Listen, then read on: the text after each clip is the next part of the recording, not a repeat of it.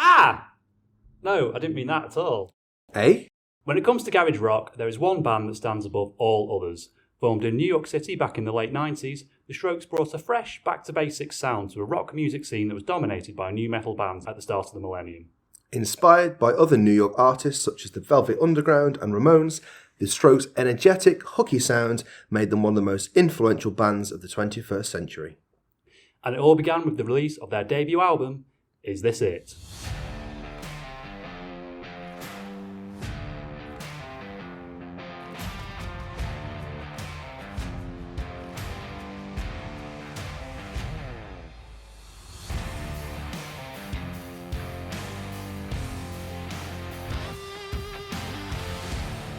So, welcome everybody to the debut episode of One More Music Pod. My name's Adam. And my name's Jack. So this week we're kicking off things in style by looking at one of the greatest rock albums of the 21st century, Is This It by the Strokes. It's an album that laid the blueprint for how a rock album sounded for an entire generation of bands that followed. Right then, without further ado, let's get into it. Right then, here we are, episode 1 of One More Music Pod. It's nice to see you, Adam. How are you? I'm very well, Jack. How are you? Yeah, pretty good, thank you. We did have some quite exciting news the other day, didn't we? We managed to get hold of some Block Party tickets for their upcoming tour. We did. This is very exciting news, Jack. Very exciting, because I think both of us, we love Block Party, particularly that first album. And Jack, what are they doing with that first album? Well, their first album, Silent Alarm, which in my opinion is one of the greatest indie rock records ever made. 100%. It's 20 years old this year. Yeah, which is incredible. Yeah, where does the time go? And to celebrate, they are doing a tour, and as part of that show, they'll be playing the album in full, which is very, very exciting. It is. Because I am a fan of Block Party, and I do like everything they've done since Silent Alarm, but that album, in its entirety, is going to be I can't wait. Brilliant experience. I was trying to think which song I'm most excited about hearing live, but there isn't one song on the album that I don't absolutely adore. Exactly. It's a comprehensive album, isn't it? There's nothing on the album that you skip. Yeah. That you kind of, there's any kind of lull in the album. It's just, the whole thing is perfect from start to finish. Yeah, I really can't wait for that. So this week, Jack, what have you been listening to in terms of music? Well, of course, the theme of this episode is the Strokes. So I've been sort of diving into their catalogue, and Julian Casablancas, who is, of course, the lead singer of the band, currently plays with a band called The Boyds. With a Z. Yes. With a Z, that's a very important distinction. That makes them cool. Yeah, it does. They have an album out that came out a few months ago, I think, Like All Before You, so I was kind of giving that a go. I also saw him interviewed by Jimmy Fallon, and when he was describing the sound of the album, he said that we tap into the primordial oozes to open portals to the future. Whatever that means.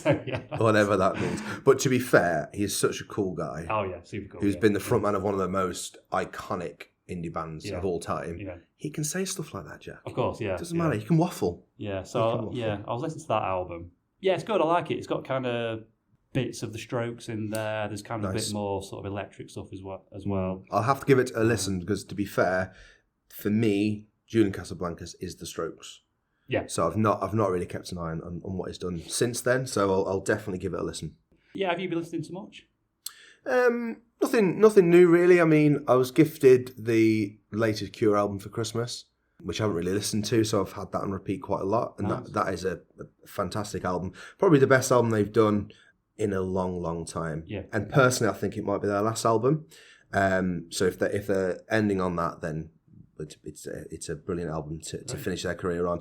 Things like Idols, I've been going through their back catalogue, and again, a band that just consistently produces brilliant records. I know you're a big fan of those, and you're constantly trying to get me into them, aren't you? Yeah. And I've given them a listen recently. They're quite an angry band, aren't they? They're an angry band, yeah, which I like. Yeah, don't listen to Idols if you're looking at a nice peaceful afternoon. Yeah. If you're feeling angry, get Idols on, because it'll make you even angrier. And of course, the Strokes. And this week we've had the Glastonbury Festival lineup has been revealed, haven't we? Any bands on there that you're looking forward to seeing? Well, do you know what? I initially looked at it and I thought I didn't really recognise a great deal on there, but I've done a little bit more digging, and actually there's quite a few bands and artists on there that I would like to see. Marabou State, Biffy Clyro, for the Friday, and then on the Sunday, bands like the Libertines are on there. Oh, nice. Wolf Alice. So actually, and I've just noticed Snow Patrol on there as well. Cool. So there is some good bands playing. Yeah, I this think year. it's quite a big mix, isn't there? There's a bit of something for everyone, I think. Yeah, you mentioned Wolf Alice. I'm a big fan of those. I'll definitely be watching that. 1975, quite like them.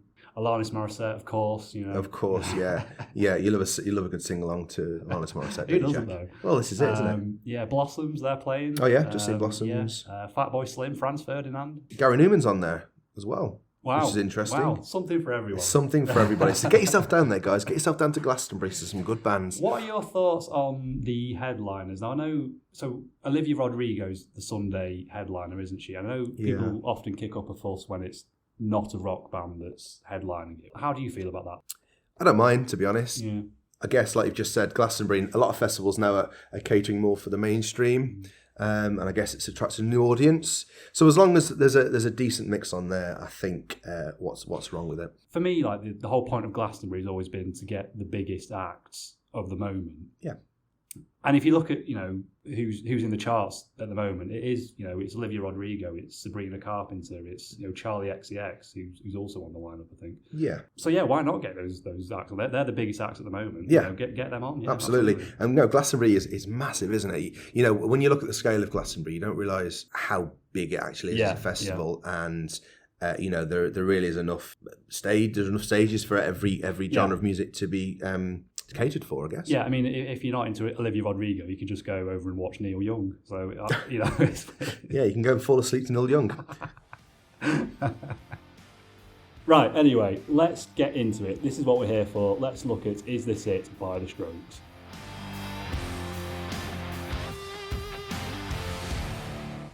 Okay, Jack, so I guess before we actually get into the album itself, we need to talk about New York and a bit of the background to the album.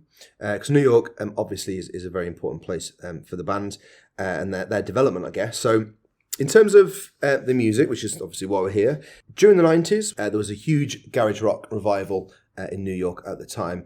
And the Strokes really were at the forefront of this, along with bands like the White Stripes, which we've all heard of.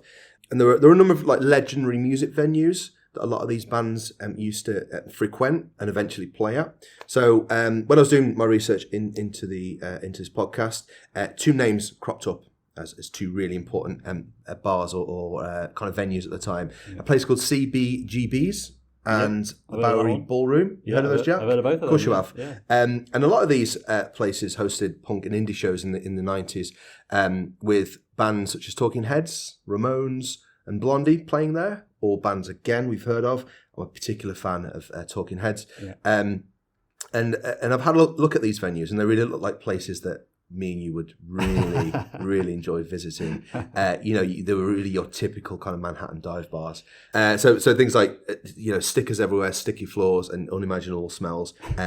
Class, real classy places. Yeah, I think that's what you want from a good venue, isn't it? Really, like beer in like those plastic cups. Yep. Oh, I like it when there's like bar mats like stuck to the ceiling as well. That's always pretty cool. Yeah, I like that. Gig posters, band posters, dark, dingy, loud. Yeah. Yeah, just sensory overload. Yeah. Smells, sounds, tastes as well. Yeah, so I think when I was looking at particularly CBGBs, it was literally a tiny door on an unassuming street, and it was what was going on behind that door that's really interesting. Yeah, I had a look as well, actually, and the picture of it from the front, it's just such a tiny little place, isn't it? There was like a sort of veranda thing that over the door. Yeah. Almost looks like a shop, doesn't it? Yeah. Like it's quite welcoming, but then when you look at the pictures inside, in there's probably enough for 50 to 100 people. Mm. So you can imagine the sound some of these bands were producing absolutely. Inside that venue. And the social scene as well. So there's the area of Manhattan, areas that the Strokes frequented, such as the Lower East Side, Soho, Greenwich Village. These were at the centre of the city's counterculture. Creators were drawn to these neighbourhoods for like the cheap rent and the anything goes vibes, which I guess makes the whole process of being in a band a lot easier if you're surrounded by musicians and weirdos. Artists. Yeah, weirdos. No. Okay, Jack, I guess we need to talk about the band a little bit, don't we? So let's start with Julian Casablancas, the lead singer. Born in New York in 1978. His mum was actually Miss Denmark in 1975, which I found interesting. And his dad was a modelling agent. He went to boarding school in Switzerland when he was 13, and this is where he met Albert Hammond Jr. But before we talk about him, should we talk a little bit more about Casablancas? What did you find out? He's a bit of an eccentric, isn't he? He is, yeah. And I also think that he's one of those people where the only thing he could have been in life is a rock star. Like, if you imagine him being your accountant, you just wouldn't have worked out. No, it wouldn't. You could turn up at the office on a Friday afternoon and be like, where are things up to? And he'd just be like, oh, no, I burnt all your files and then went off skiing somewhere. Yeah. He's that sort of person, yeah, isn't he? Stick his middle finger up. Yeah. As we said, so Casablancas met Albert Hammond Jr. when they were 13 at boarding school in Switzerland. And then fast forward a few years, and Casablancas and Nikolai Freiteur, I think I've said that right. You did, beautiful. They met in a bilingual French school on the Upper East Side of New York City. They also met the other members, Fabrizio Moretti and Nick Valenci, at the Dwight School on the Upper East Side, which again was quite an affluent school. Paris Hilton is one of their former interesting. students. Yeah, I've not heard that name in a long time. Yeah. And that was when they started playing together in the late 90s. And Albert Hammond Jr. had been at school in LA and flew back to New York to start playing with them at the end of the decade. Nice. They played their first show as The Strokes on September 14th, 1999 at the Spiral. Nikolai Freiteur said about that gig, there were about 5 people there. I don't even know if they had much of a PA. It was a crap place. I think a lot of bands probably started off in places like that, didn't they? Where nobody cares, nobody's listening, and if anything, they're probably a bit of an inconvenience to the regulars that go in there. But they soon frequented Manhattan's rock clubs, including Hi-Fi Bar and the Luna Lounge on the Lower East Side of New York, and later Manhattan's popular Mercury Lounge. So the interesting thing I thought, though, is that it's only 2 years between them starting playing gigs and releasing Is This It? That's really not a lot of time, is it, really? It's crazy, isn't it? Yeah. And you wonder what the process was of being discovered by whoever, an agent, I guess, and then that kind of that recording process. So you can imagine at the time that band, the life of that band at the time was quite hectic and quite... it was a meteoric rise, as they say. Nice. Meteoric. Right, so it's time to look at the album itself. Now, unfortunately, we don't have a jingle for this bit yet, so I'm just going to do one for us, okay? The album! So, recorded between March and April of 2001. Released in the UK on the 27th of August 2001, and 2 months later in the US on the 9th of October. On the label Rough Trade. Recorded at Studio Transporteram in New York. Produced by Gordon Raphael. So it charted at 2nd in the UK charts, but only 33 in the USA. That's interesting. Yeah, I suppose maybe shows the UK had more of an appetite for this sort of music at the time. Yeah, guess so. I've got a question for you, Jack, regarding chart positions. Yeah. So obviously this charted at number 2, but can you tell me the album band that kept this album, Is This It, off number 1? Ooh, no, not off the top of my head, I couldn't tell you. Okay. It was Iowa by Slipknot. Ah, okay. Wow, okay. Interesting. Another fun fact, it only took 3 weeks to record. Wow. I guess that's kind of what the sound they were going for, isn't it? Kind of a rough, unfinished Yeah, kind of sort of thing. Yeah. That kind of that minimal studio time, get it in, get it done, and get it out, I guess. And you can really hear that in the sound of the album. Yeah, so this is what Casablancas said on the recording of the album. We wanted it to sound like we just walked into a room, recorded it, and didn't care. And also regarding the recording of the album, Fabrizio Moretti, the drummer, said that it was all about capturing a moment, not making it perfect, which again ties in with the feel of the kind of the album and that vibe they were putting out. Yeah, definitely. And I think you can imagine, can't you, the recording process. I imagine the band just turned up, did what they needed to and left. Laid down some tracks, went off. Well, no, just the coolest thing ever. Just the coolest thing ever, definitely. And then the cover of the album itself, it's become quite an iconic image. Adam, do you want to describe it to the listeners? So for those that haven't seen it, it is the side profile of a lady's backside. With a leather glove. Giving herself a little pat, isn't she? She is, yeah. And if you first came across that album, you'd think it was some sort of kind of like BDSM album Yeah. from sort of it's quite punky. Who is the model on the cover? Well, the picture was taken by photographer Colin Lane. He met the band in January 2001, photographing them for the Face magazine. And the picture is of his girlfriend at the time. And he said it came together like this. So he says, I took that picture a year or more before I met the band. The girl in the photograph was my girlfriend at the time. I had just done a fashion shoot for the Observer Sunday magazine, and the stylist had left all the clothes at my apartment to be picked up the next day. I saw the black Chanel gloves and asked my girlfriend to pose for some pictures with them. She had just gotten out of the shower and was like, no, I'm tired, I'm going to bed. I pleaded a bit and convinced her to do 10 pictures. Wow, he did well there, didn't he? Yeah. He did well there. He knows what he's doing there. He did. And it's interesting, isn't it? Because it's we always think of bands and how they think about these album covers as being really kind of well thought out. Yeah. And there's a whole production behind it, but that's literally just in the moment, isn't it? Yeah, yeah.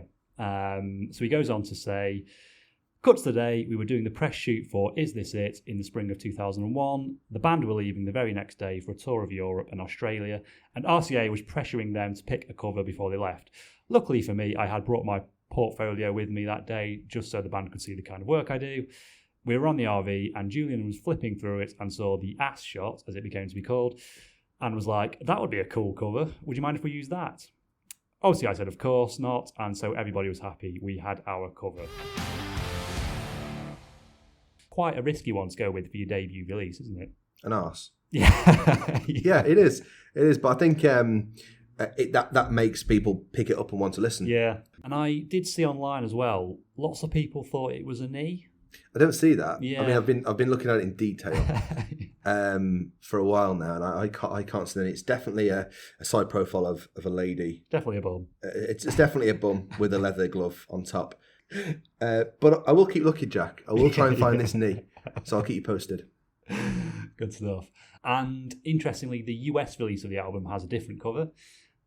So Casablancas had a desire to change the artwork to an image of a subatomic particle in a bubble chamber, as you do. He told the band's manager that he's found something even cooler than the ass picture, which I'm not sure I'd agree with that, if I'm being completely honest. No, it's not. The alternative album cover is so boring. Yeah. There is just nothing there that I would be remotely interested in. Yeah. It looks like one of those like generic prints you get in an art store, isn't it? There was like 15 of them on a shelf. Yeah. It's kind of like the art you've got in your apartment, Jack, really. That kind of mass-produced stuff. Yeah. Like you're pretending that you know about art, but you really don't. Yeah. The cover for the US version was eventually changed to the new image, also in part to several stockists refusing to sell the album due to the nudity on the original image. I guess quite an easy answer to this one, but which do we prefer? Probably the original. The original, yeah. It's like I've mentioned before, it's iconic. It's quite mysterious. It's something that you would absolutely pick up and listen to. Adam, what are your first memories of this album then? When the album was released, I was around 10. So I probably realistically didn't start listening to it until maybe 04, 05. And I just remember one memory that sticks in my mind is playing a game called RuneScape. I'm not sure if you've heard of that game. No, I don't think I have. It's it's massively online multiplayer games. And I was working towards 99 Fishing. And this was the soundtrack to 99 Fishing for me. I've got no idea what that means. Well, I'll show you later. I'll show you my golden fishing rod that I got. Maybe show me RuneScape as well. So in terms of as I got older, I guess, listening to this album, my friends also listened to this album. It was a soundtrack to a lot of like drinking in parks, underage drinking in parks. Such a scally. Oh, absolutely. And and having it on CD and having a little CD Walkman player and listening to it on that. So for me, they are my lasting memories of this album. What about you? Well, my first ever memory of The Strokes is when I stumbled across the video for Last Night on MTV. I don't know if you remember the video, Adam. It was kind of like, it looked like it was filmed in the 1970s. And I remember cause it's kind of like, they're on a soundstage, aren't they? And it's kind of, it's got like a red background, I think, and it's all recorded live. and the video's kind of quite grainy and washed out. So, but then I found out who they were. They were the Strokes, so kind of got into them from that. I also remember it was one of the very first albums I downloaded off LimeWire. I don't know if you remember that one.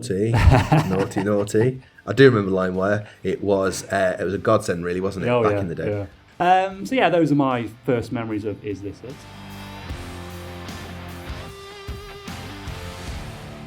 Right, let's have a look at the songs then. So, opens with the title song of the album, Is This It? What an opening to an album. So, absolutely. And what the opening lyrics, can't you see I'm not even trying? And I think that really kind of sets up the feel. And it does. It sets the scene, album, for the album. Yeah. That clean, sharp guitar riff that takes you straight into, Casablanca's lyrics. And I think the lyrics are really special, but also his voice. There's nothing quite like it, really. No, he uses on the whole of the album, and I think all the Stroke stuff, really, that sort of distorted sound, doesn't he? Yeah. And if you think, like, how many bands use that after as well, it became like it was like the sound of the early 2000s, wasn't it? Everyone wanted that kind of distorted vocal track, didn't they? Yeah. I don't know about you, Jack, but when I first listened to it, it kind of blew my mind. It's so fresh, unique, and different. Yeah, I think that's an important thing to say as well. If you look back at the time, this was 2001. So the rock bands that were sort of dominating the scene at the time were like the new metal bands. So you had like Linkin Park, Slipknot. Yeah, well, we know, don't we? It was number one. Limp Bizkit, yeah. And they were kind of sort of big, brash, heavy rock albums and artists. And then all of a sudden, you got this kind of stripped back, simplistic sort of indie music. Which was a big sort of gear change at the time. It was, and those heavy new metal bands didn't really resonate with me all that much. I know you're more of a fan of those sorts of bands, aren't you? I have to say I do love Linkin Park. They're one of my favourite bands. Yeah, so the Strokes for me really kind of filled that gap that I was kind of looking for at the time. Yeah, so then we move on to the modern age. I know you're a big fan of this song, Adam. I am, and I guess it's a lot more upbeat than Is This It, isn't it? And in terms of the themes, it's definitely, as the title suggests, a social commentary at what the modern age is and what it's like to live in this so-called modern age. The lyrics, work hard and say it's easy, do it just to please me, tomorrow will be different. So it's that kind of that repetition of modern life that it will get better eventually, but does it always? And in that song in particular, I think musically the highlight for me is that kind of interplay between the rhythm section and the guitars. That for me really, really stands out on this song. So then track 3 is Soma. So this is an interesting track. Soma is the name of the drug used in Aldous Huxley's Brave New World. And its inclusion here seems to hint at themes of self-medication and emotional numbness. Which I guess is links to the last track, this modern age, where a lot of people, I guess, do take that disappointment and that monotony and use it to kind of in a way of counteracting that, as that kind of self-medication and that emotional numbness that comes with modern society. And then, Jack, we're into Barely Legal, which is probably my favourite song on the album. I just love the stripped down nature of the song. And it's really a song about kind of youthful desires, that catchy bass line, that energetic drumming. The drums just sound so tight. Yeah. It's kind of that, like we said before, it's something different. It's so catchy. Like the way they put these songs together, they're not super complicated, but they're proper earworms, aren't they? They really get stuck in your head. Yeah.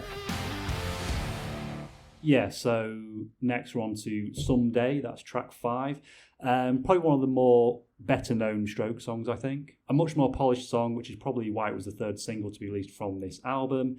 The catchy hooks and the shimmering guitars give it a dreamy quality. And when I was looking into this album, there was a phrase that kept coming up in relation to this band, and in particular this song, and it was jangle pop. Have you heard of that term, jangle pop? I have to say, no, I've never heard of jangle pop. Well, I'll tell you what it means. It's a subgenre of indie rock and pop characterized by bright, chiming guitar sounds that's often played with a clean tone or light distortion, creating this jangly effect.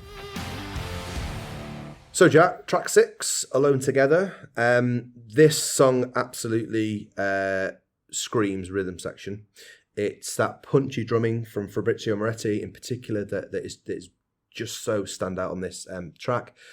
In terms of themes, I guess there's a thread, isn't there? It talks about that modern age again of people being together, physically in person, but not actually being connected emotionally. And that album really talks to now, doesn't it? 2025. Absolutely. A lot hasn't really changed. Yeah. So then next up we are into Last Night, which is track 7, and I think probably it's the best known Strokes song, Adam. I agree, yeah. The song, it's got that simple, high-energy guitar riff, which is such a Strokes signature. And I love the guitar solo. Yeah. Well, it kicks in about halfway through. Yeah, it's probably the best solo on the record. Yeah, really, I reckon so, yeah. Brilliant. This was the second single to be released from the album. Do you know which one was the first, Adam? I don't, Jack. It was Hard to Explain. Nice, I like what you've done there. So, Hard to Explain. This is one of my favourite songs on the album, and I think it's one of the very best Stroke songs overall. It's a song about feeling lost and misunderstood in relationships and just in life in general. So, this song starts with a drum beat that I'm sure the Sugar Babes sampled in their song About You Now. Do you know that song, Adam? I'm familiar with the Sugar Babes, and I'm a little bit taken back, Jack, that we're referring to the Sugar Babes and the Strokes in one episode. So I'm really interested. Right, what I think we should do is let's just pause recording for a second, and I'm going to play it to you, Adam, and I want to get your thoughts on it, okay? Okay, see you in a bit. Right, okay, we're back, and am I right, Adam? Jack, you've surprised me there. You've certainly got an ear for the Sugar Babes. 100%. Yeah, it's the same, isn't it? The same, yeah. I'm just thinking now, maybe one of the singers in the Sugar Babes was a big fan of the Strokes. Yeah. But it's similarities. the same beat, isn't yeah, it? It's exactly the same. Crazy. Yeah, it really is. I love the chorus of this song. It's a total juxtaposition to the verses, which have a somber, reflective feel to them, and then the chorus is just this big release of energy and emotion. There's 8 lines to the chorus, which I can never remember, so I'm going to put Adam on the spot right now to see if he can do better than me. Oh no. Oh no, I didn't expect this, Jack. Right, so what we're going to do here, Adam, we're going to do like a sort of call and repeat thing. I'll give you the first half of the line, okay, and you see if you can remember the second half. Okay? I'm nervous. And we're just going to do the first chorus because the second one is a bit different, so we'll just stick to the first one. Right, here we go. So, I missed the last bus. I'll take the next train. I'll try, but you see. It's hard to explain. I say the right thing. But act the wrong way. I like it right here. But I cannot stay. I'm watching TV. Oh, he doesn't know. Oh, no, I've not got it. No. I'm watching TV. Forget what I'm told. Yeah, that's it. Well, I am too young. And they are too old? Yep. The joke is on you. This place is a zoo? You're right. It's true. Yes. Yes. Nice. So what was that? 7 out of 8? Yeah, I think you did I quite like well. that. I'm happy with that. I just dropped that on you out of nowhere. Yeah, you did. You did well. I'm well. happy with that. Okay, Jack. Track 9, New York City Cops. And, of course, this song was taken off the US release of the album in the aftermath of the 9/11 terrorist attacks. It was replaced by a song called When It Started. So I had to listen to that, and it's all right. Definitely not as good as New York City Cops, I have to say. Yeah, you can tell it's a B-side, can't you? Yeah. You can tell it's a B-side. And then getting towards the back end of the album now. So track 10, Trying Your Luck. A couple lines from the song. So he's trying not to give his job a chance, and it's never going to be, it's sad, but I agree. Just some more examples in this song of the themes of this album. And then finally, we go into the last track called Take It or Leave It. And again, just like the opening, it's a great sign-off from the band as they close with a really brash, opinionated song that really kind of strays into punk rock territory, Jack. I'm not sure if you agree with that. Yeah, absolutely. Like the aggressive lyrics and those Ramones-esque guitar riffs, absolutely. 100%. So that's it, 11 songs, just over half an hour of music. What would you say are your favourite songs then, Adam? If I was to pick one, it would probably be Barely Legal. Wow, okay. And it's just kind of the memories of the song I've got. There's a particular New Year when I was at university that we listened to this song numerous times, and it was just a really good kind of time of my life, and that this song really reminds me of that. Nice. I absolutely love New York City Cops. I think it's such a great song. Last Night is obviously so iconic. Hard to explain. Obviously, the Sugar Babes connection. You could argue, Jack, for us it was easy to explain. Oh, very good, very good. So yeah, overall, brilliant album. And I have to say, like, listening to that album this week, it's been such a joy to go back and listen to these songs. There's some songs on this album that I've not heard in a very long time, and just going back and listening to them again, it was just so enjoyable. In full as well, I think a lot of people don't know, they may pick certain songs off this album, but I must have listened to it in full 4 or 5 times throughout the week, and it really is a comprehensive album. Like I said right at the start, there's no track that you'd skip, because all the songs are really, really strong. So that is This It by The Strokes. Is it the best Strokes album? I think it is, isn't it? It's I guess for me it's that kind of breakthrough nature of the album, and this album provided a template for lots of indie bands in the future. This blend of that garage punk, post punk, the punchy lyrics, effortless guitar hooks really make it that defining album. Yeah, absolutely. I think, like we mentioned before, like there's no songs on this album that you'd want to skip, is there? Like you can just sit down and go through the whole thing. Yeah. And it's not a long album, is it, either? No, it's like, 35 minutes. Yeah. And I've got some quotes for you, Jack. Hit me. Would you like to hear some quotes? Okay. So we'll start with Enemy. They called the album a game changer. Wow, okay. And in particular mentioned Julian Casablancas' vocals on the album, which I think we'd agree with. Yeah. Pitchfork, another big music magazine, described it as near perfect. Near perfect. I wonder why they didn't say a perfect album. Yeah, what was missing? Yeah. And they praised its raw energy, its catchy melodies, and its minimalist sound. And the producer of the album, Gordon Raphael, commenting on the album's enduring legacy, said that it is a complete joy that 20 years later people are still listening to it and they love it. Really well crafted songs never go out of fashion, no matter what era they're from, he says. A great song just really speaks. Aside from their style, how cool they were, and the sound that I might have helped develop, it's the songs that matter. And I think that kind of distorted mic sound that you've referred to previously has been used so many times by other bands, and particularly I'm thinking of Mr. Brightside by The Killers. Yeah, absolutely, yeah. Yeah, and we'll leave the last words for Albert Hammond Jr., who stated that when we were recording it, we had no idea people would still be talking about it decades later.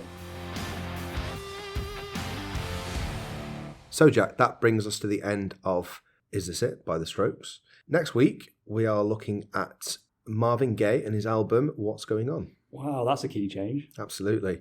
So, I'm setting you some homework, Jack. Okay. I want you, for our next episode, to come up with a link between the album, Is This It, and next week's album, Marvin Gaye, What's Going On.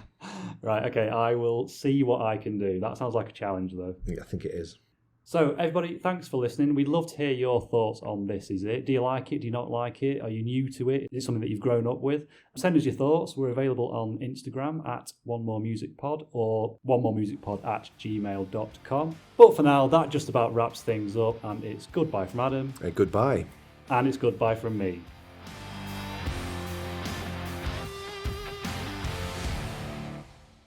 Ah! That was worse than the first one. You can't pull that face. Right, okay.